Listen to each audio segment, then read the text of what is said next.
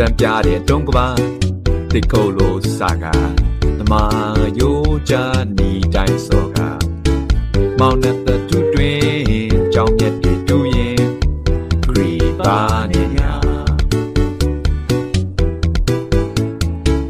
ဇက်ရှိန်ဟာပြည့်ရတော်တာကမချိန်နိုင်ကဘာဖြက်ကလုံးနဲ့အိယာစင်နှွဲ